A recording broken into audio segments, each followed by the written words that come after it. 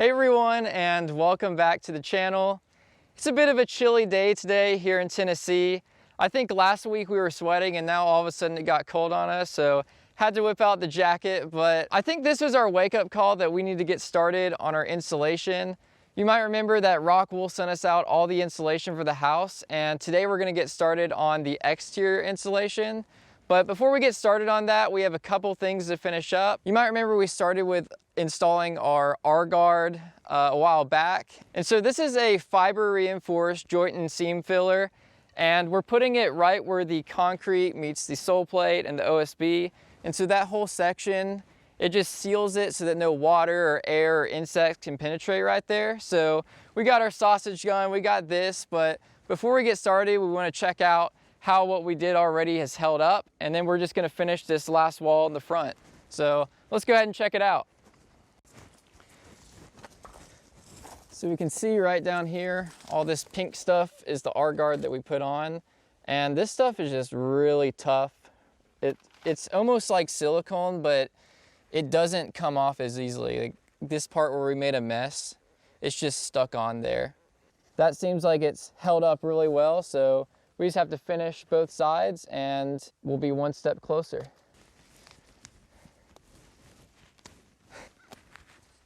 Sausage gun. What?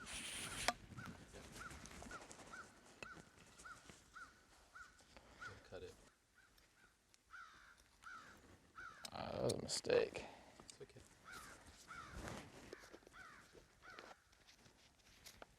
So this is our front porch, and eventually this is going to be covered, but this OSB was all new under here, and this is the side where rain will drive. And so right here where the concrete meets the OSB, the water will sit here and the OSB will soak it up. This is just an example of what can happen. So we're going to be sealing right here, but this is also going to be covered. And if you compare the difference with this OSB that we sealed, you can just see the difference that it makes.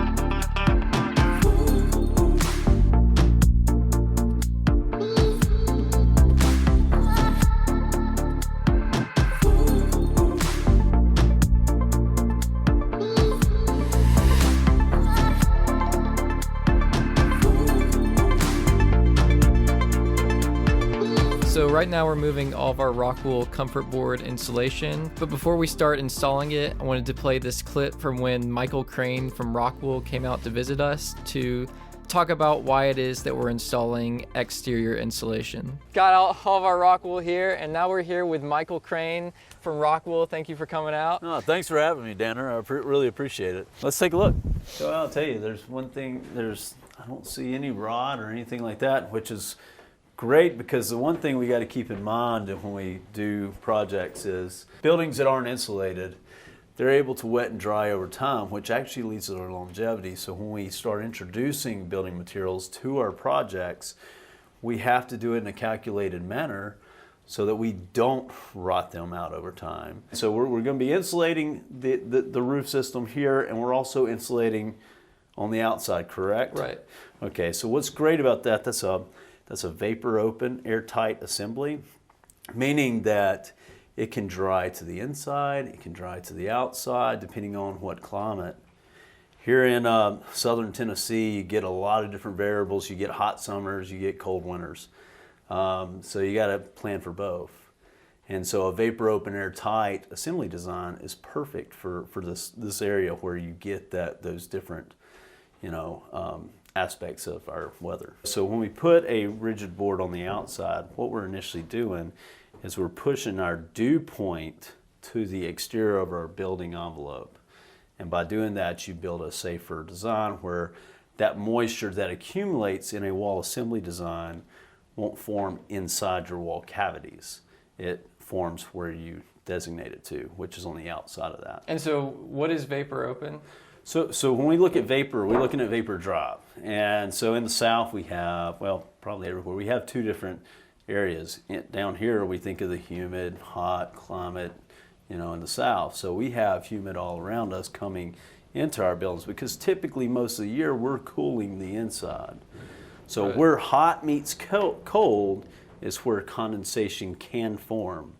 And that's what we're talking about. That's that dew point that we want to move outside your envelope. It's like when you have the really cold drink at the movie theater and all the water starts to form on the outside. Exactly, a can effect. So exactly right. You get a cold Coke on a warm sunny day, guess what forms on the outside? A lot of water. That's why we put koozies on our cans. So the Comfortboard product is going to push that to the outside. So we're warming that cold surface. You're sheathing, so if we just bat this cavity and don't do anything to the outside of the roof, this is your cold spot. So we got nice, cold, air-conditioned space in here. We got a warm environment outside. And so heat transfer is the movement of hot to cold, right? So you got high energy moving to low energy. This is your cold spot.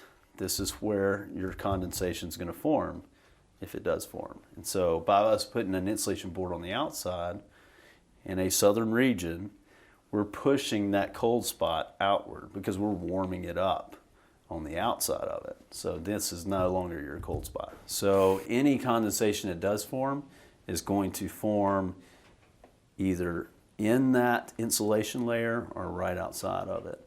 So it actually helps your WRB in the long run. It takes a lot of that workload off of that WRB. And it's not a problem if the water gets inside the insulation? No, our product's hydrophobic, so it just drains off it like off a duck's back, water off a duck's back. So we let our R-Guard cure overnight. It's still just a little bit tacky. It's not as hard as the one we did last year, but it's just about ready to go. So now we're ready to pull down this Tyvek and start installing our Rockwool. We're gonna start on this side, and the Comfortboard is 4x8 sheets, so we're gonna be putting each one up with these screws and washers, and we're doing 5 of them per board. These will go through the Rockwool, through the OSB, and into the stud on the other side. And it's really just to temporarily hold them, because after, we're gonna be putting furring strips all around the house. We marked this pole with green tape to show where we are gonna put them. And we also use this when we're putting in our electrical to make sure we didn't accidentally hit our electrical at some point. Those furring strips will be so that we'll have a place to screw our siding into later. So let's go ahead and get started. I want to try not to bend it too much.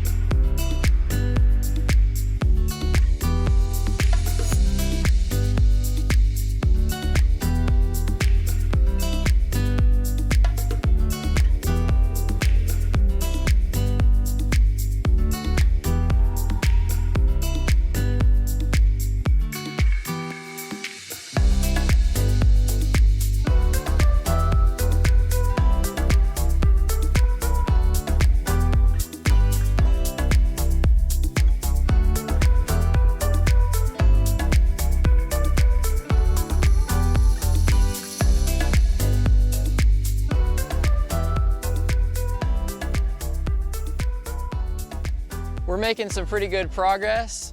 Already finished this whole wall, and this one went up really fast. Overall, it's really easy to work with. It's way easier than doing the sheathing was, and for cutting the pieces, they sent us this knife, and this is pretty much just like a bread knife, but when you cut it, it just cuts like butter. So we've used this, and we've also used our small circular saw with an old blade on it. It's just been really easy.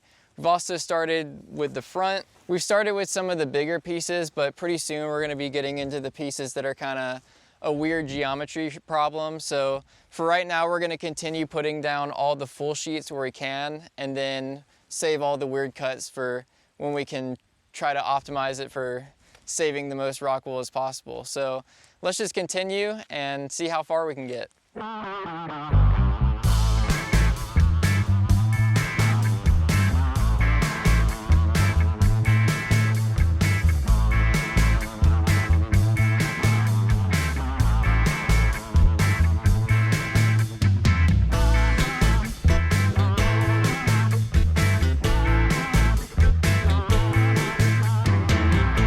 All right, so we're about to be doing a long strip of these all along this back wall. And one of our lessons we learned when we were doing all that sheathing is if you put one of the sheets on just a little bit off level, it can easily drift down and get out of level. So this time we decided to put a laser level up, and we did a chalk line all along, just to make sure when we put all of them on, they're nice and level. When we got to the other side, we ended up being off by about this amount, and it's pretty cool because earlier we ended up starting the sheet right where the window was, and we cut off a small strip, and that strip ended up being that same amount that we're off. So really it doesn't matter, as long as we get insulation everywhere. It doesn't really matter if it's perfectly level, just as long as it's covering everything. So we're just gonna go off this line and then correct for it at the top.